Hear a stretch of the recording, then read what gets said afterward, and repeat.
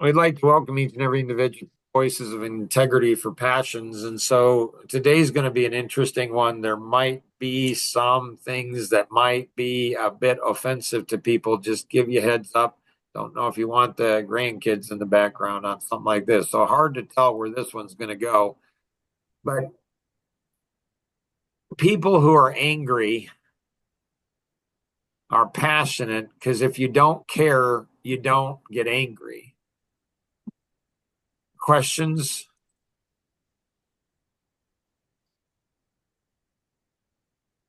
Can we channel that anger into something that creates a positive result for both parties involved? For all parties, right?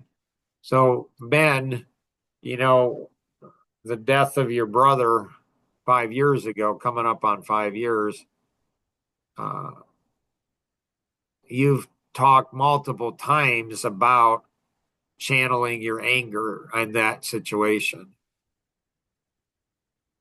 So, how do you channel your anger, Ben? Uh, well, I had a lot of it, and so it wasn't too hard to try to direct it into something that was positive, um, or at least something that would help me more than hurt me. I didn't really see a point of being sad and mopey about it.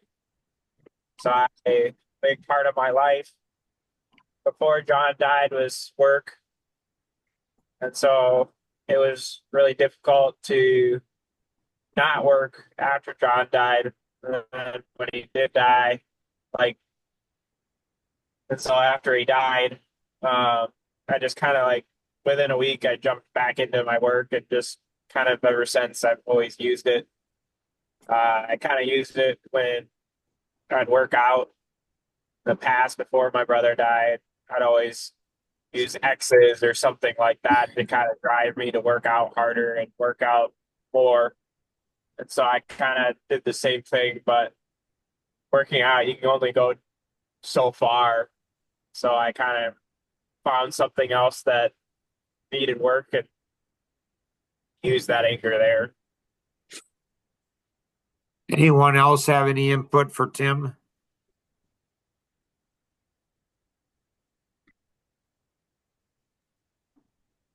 Think finding out what is driving the anger and what's underlying it. Why are you angry? What is it that what makes that come out?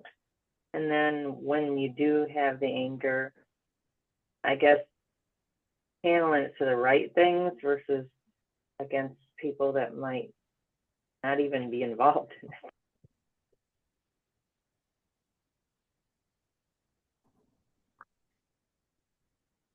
So, one of the things Rosanna is working on is being humble and transparent.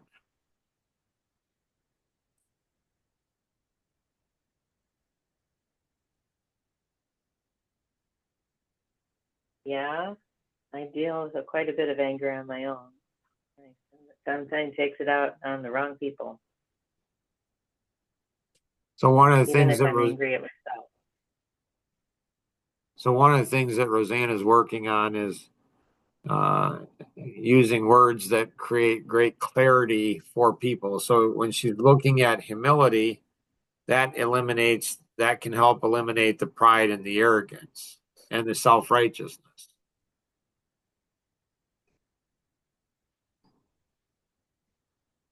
Questions, anyone? So, Rosanna, you said taking your anger out on the wrong people, but what if you take your anger out on the exact people who make you angry?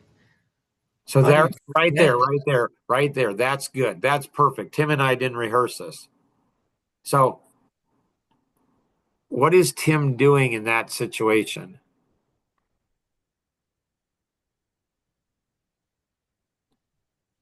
Clarifying? Yes, he is, but I don't know if any of you heard the clarity of what he did.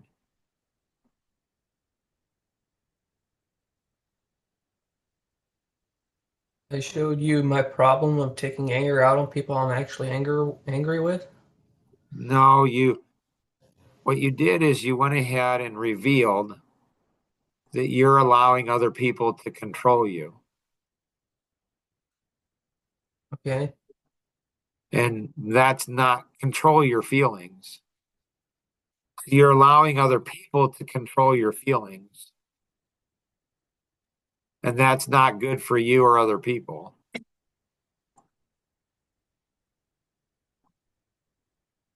And it's So it's crazy. not. Go ahead. I just said, you're right. No, it's not good. Right.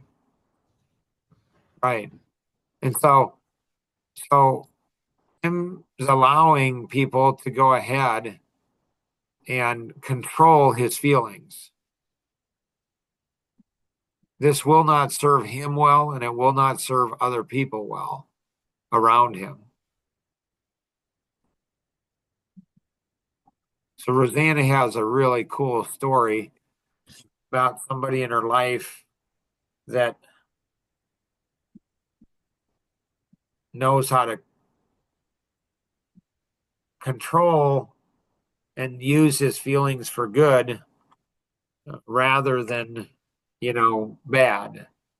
That knows how to not allow other people to control his feelings.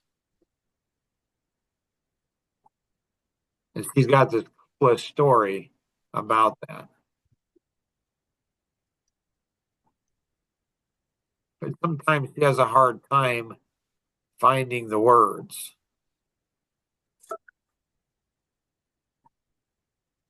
Yeah. So sometimes she goes ahead and asks her husband to go ahead and find the words for her. The downside of that, then people think, is it really a true story? Did that really happen? And it's like, how do you make up a story like that? That's just weird. People are weird.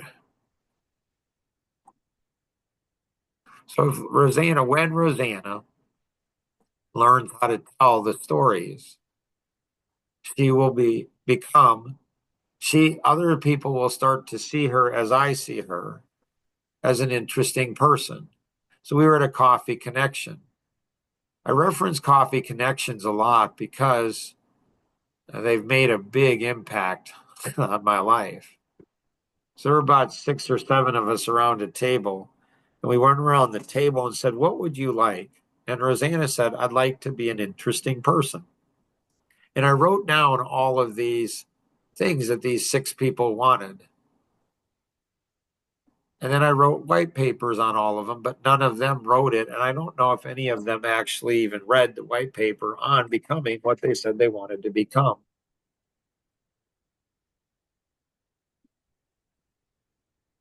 And then when we got around to the other side of the table, we went ahead and Jonathan said he wanted to be an interesting person. And I remember, like, this is just weird. Like, these 2 people are 2 of the most interesting people I know.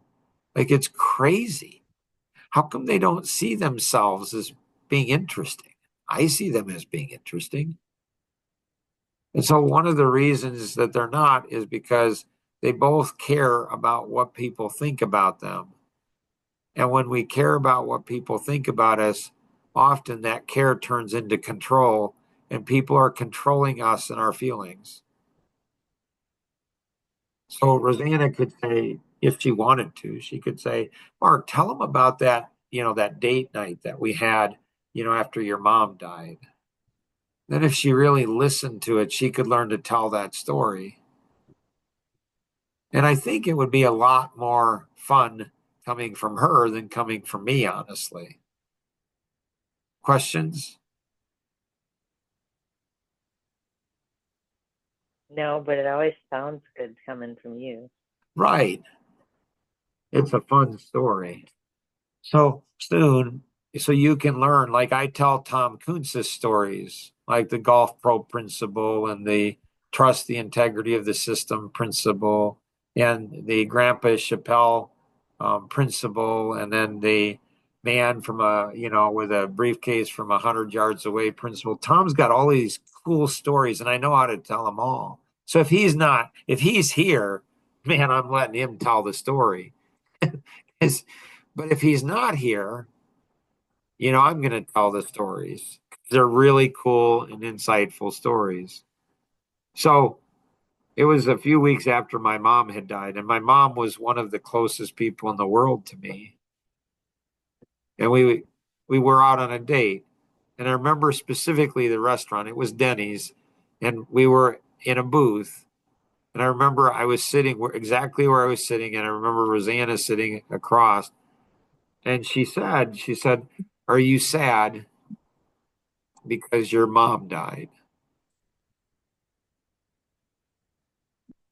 And I said, "I'm not sure."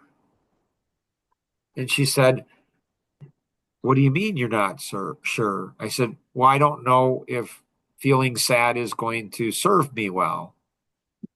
And she said, "What do you mean by that?" I said, "Well, I don't know if it's going to be good for me and you. Like, we're on a date.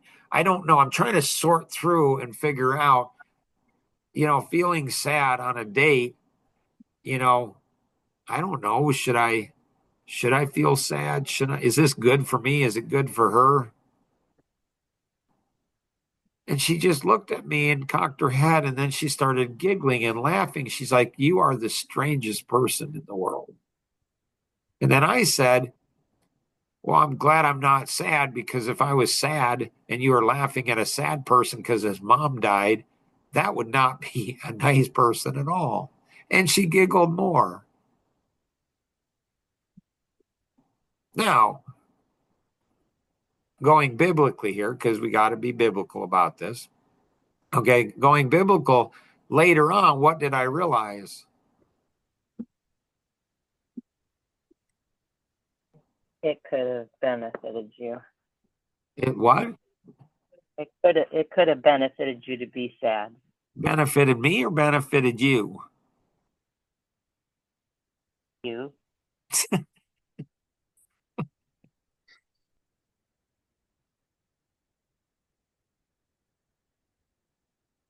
Interesting. Like, interesting.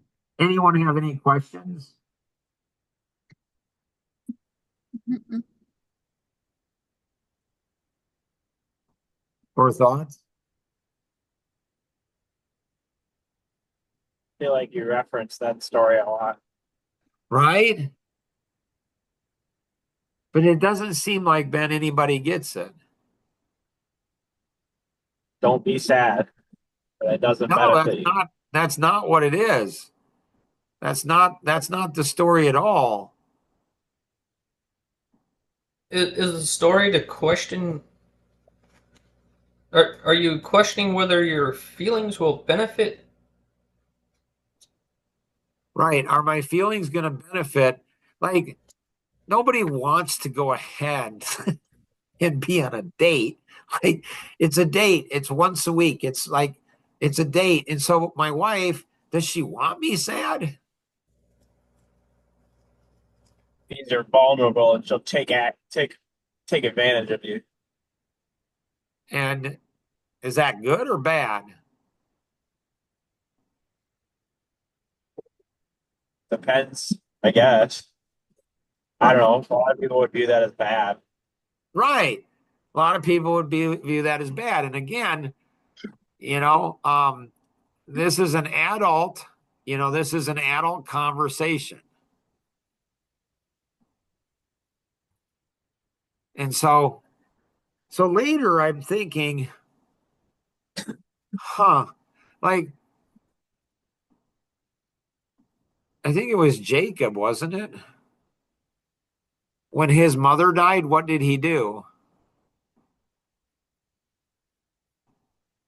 See, this is why people, they don't go to church. You got to go to church, but you got to listen, because there's things in the Bible that will blow your mind. You're like, that's not in the Bible. It is in the Bible. So there's a lesson in the Bible. When your mom dies, what do you do? What did he do? You're not looking for a wife. Nope, Celebrated? he did. Who did he celebrate with? I have no idea. Other sisters? Himself? Nope. Who is this Is- guy? Father? I think it was Jacob. I don't know. It was Abraham, and he sent for his firstborn son. So I think it was Jacob, but it could have been. So it's somebody where the dad sent for this, he got a wife, and then his wife got back. He got married to his wife, and then his mother died. And then what did he do? He celebrated his mother's death. And how did he celebrate it? Really? You guys got to pay attention more in Sunday school here. Like, you guys got to go ahead and go to church. You got to go ahead. And I'm telling you, this stuff is good stuff. He celebrated with his wife. He went in and he had TJJS. Oh.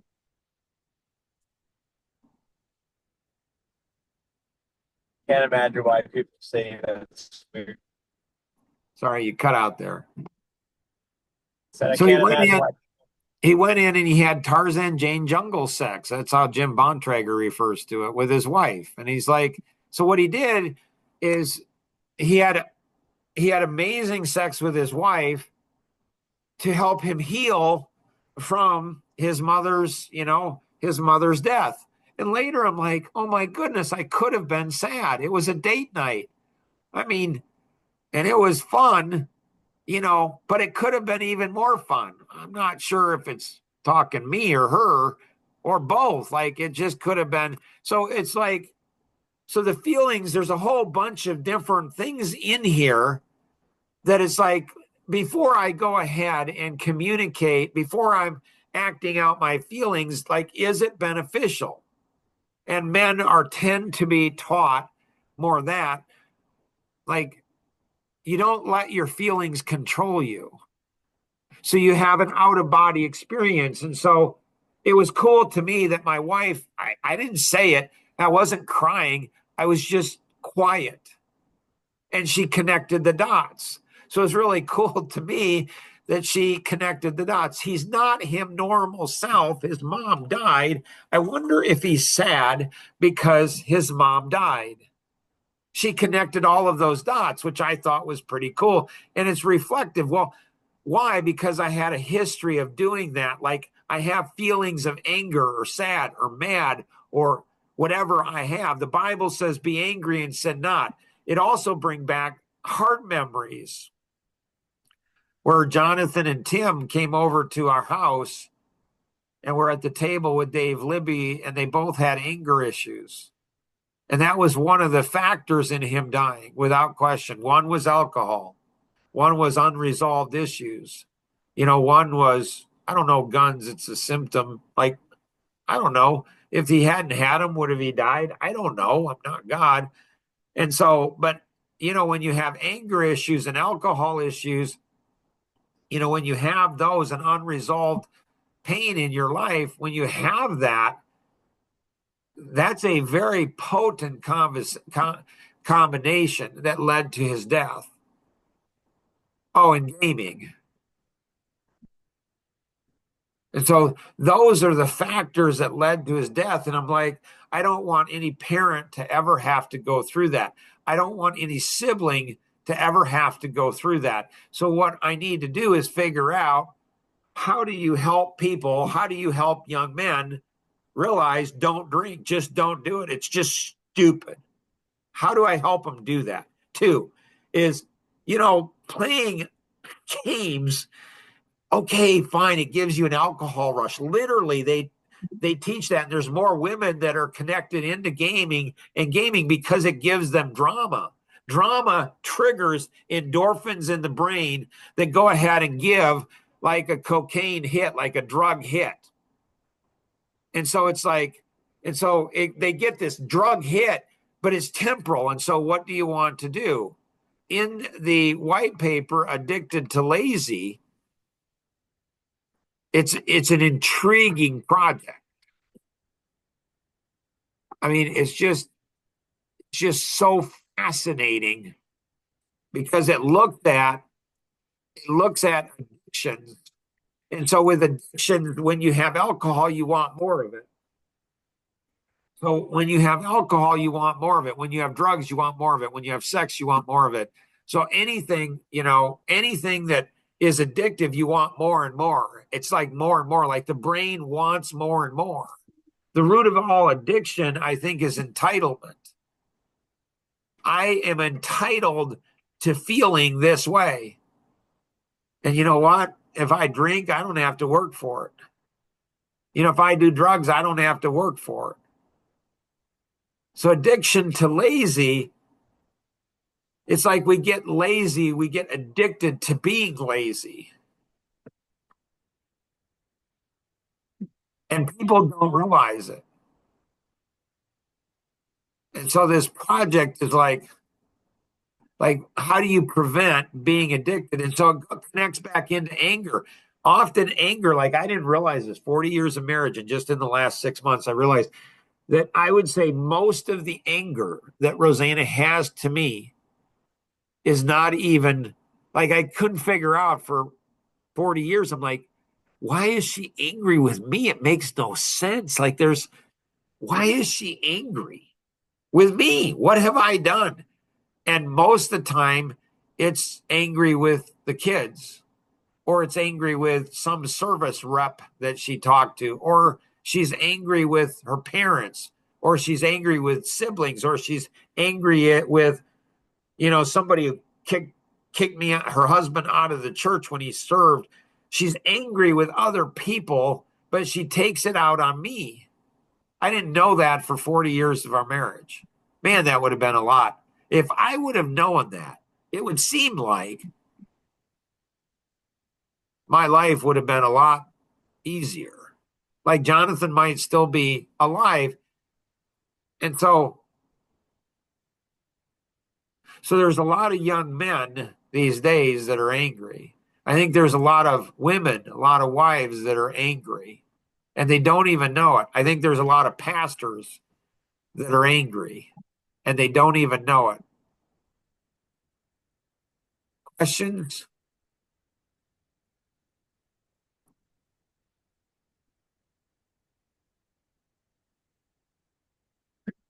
I guess what can be done to help people realize that they're angry and how to not necessarily get over it, but Turn it into use it. something like Tim said, turn the anger into something positive. Yeah. Yeah. So for me, it's the cow manure principle. So I don't know, a year ago I was walking with my wife, and I said, honey, I think I figured out something that's very, like, one of the major reasons I've been put on this planet. And she says, what's that? I said, to be screwed by people. And she looked at me and she said, wow, that's really negative. I said, oh, no, that's a good thing. She's like, wow, you're weird. Like, what do you mean? I said, well, it just purifies my heart. I mean, when you do good and other people shaft you, the tendency is to get angry. But when we're angry, are we ever angry at somebody else, or are we always angry at ourselves? But we take it out on other people. Like in that situation, somebody shafts me and I'm angry, and I think I'm angry with them, but who am I really angry with?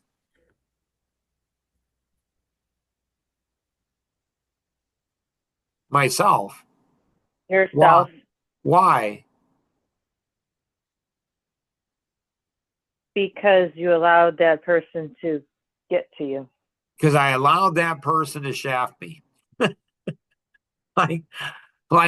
And so I'm going to take it out. So who do we normally take it out on? We take it out on the person that often loves us the most and cares for us the most, and the person we feel safest around. And so Rosanna is angry with her parents, and they didn't make her angry, though. What they did, it's like, so other people can't make us feel anything unless we allow them to do that. And if we're allowing somebody, so you have an out-of-body experience and you say, okay, I'm angry. Why am I angry? what am I angry at? Who am I angry at? How do I go ahead and fix that anger?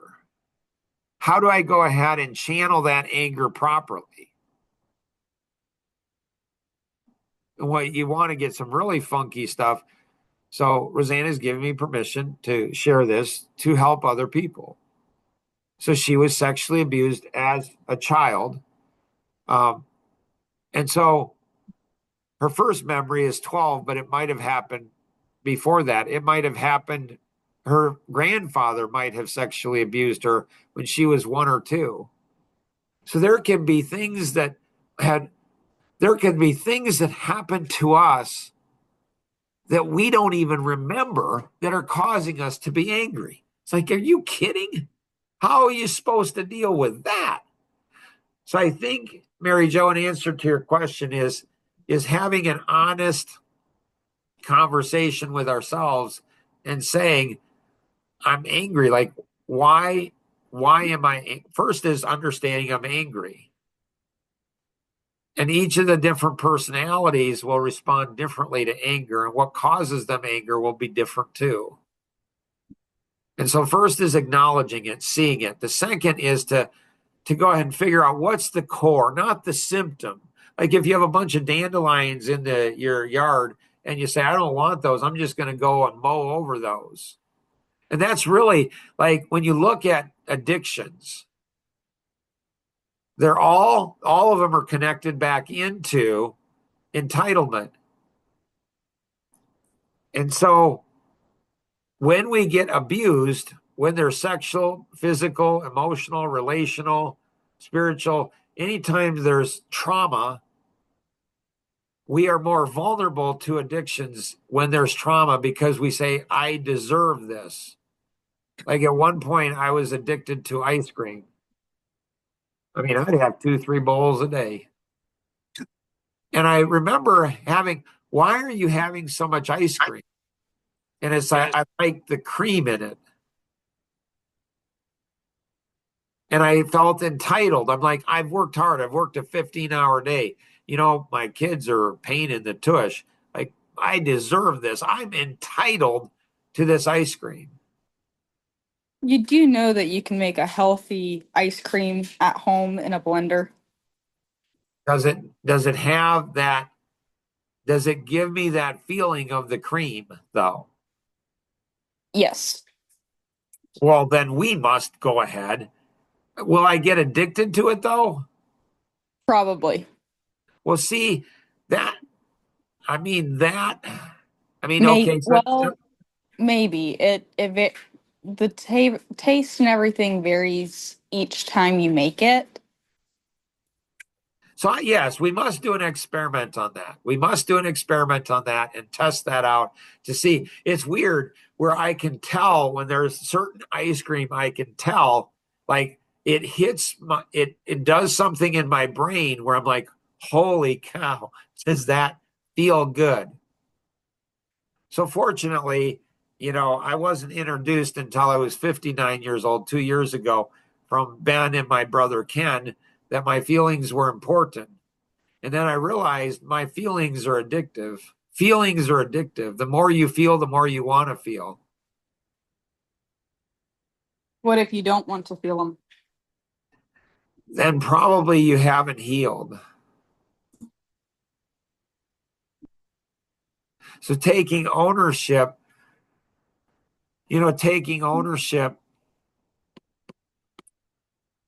of what we can take ownership on. And so, I was angry after Jonathan died. It was about 6 hours later. Ben and Roseanne and I were at the O'Hare airport, and my youngest brother called me and said, Mark, how are you doing? This is like, I don't know, 5-6 hours after he died, after we found out he died. And so I said, not good. He said, what's going on? I said, I'm angry. He said, who are you angry at? I said, I'm angry at Jonathan. I'm angry at me. I'm angry at our dead dad. I'm angry at you. I'm angry at everybody. And then 24 hours after he died, I was healed from that anger. getting healed is the easy part in my experience. What's hard is staying healed.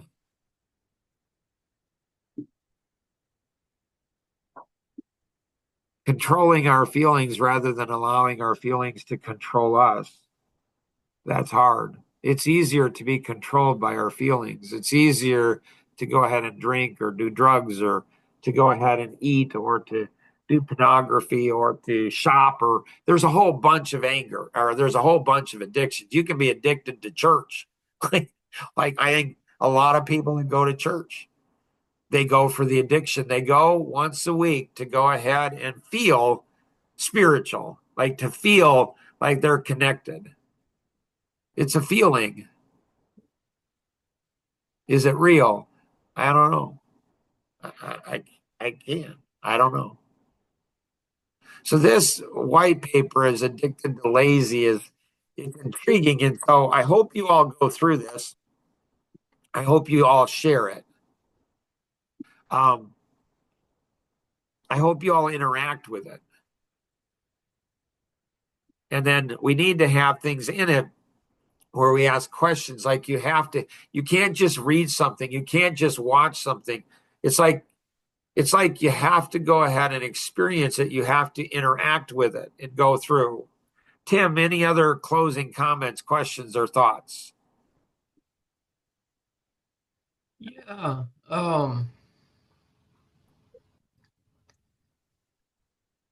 So anger, if I basically, you're saying I have to categorize my anger as a feeling and then I can control it. No, I'm not saying you have to do anything. You don't have to do. I think if you went ahead and categorized your anger as a feeling, and if you learn to control it and take ownership of it and not allow other people, it's not other people. And the Bible says, be angry and sin not. It doesn't say don't be angry. Anger is not a bad thing. It's just how do you be angry and don't sin?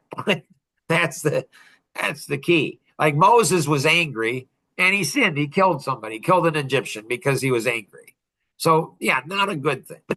And so like this, I think, has other podcasts. Maybe we'll go into it with Kernitha in the next one. And so that would be intriguing. Like in the Black community, like is there anger in the Black community? And are they taking ownership of it, or is it somebody else's issue? And so I think we need to, I think you would see greater success if you went ahead and saw it as a feeling and then say, am I controlling that or is it controlling me? Yeah, the reason I'm so interested is this week it controlled me twice and on levels beyond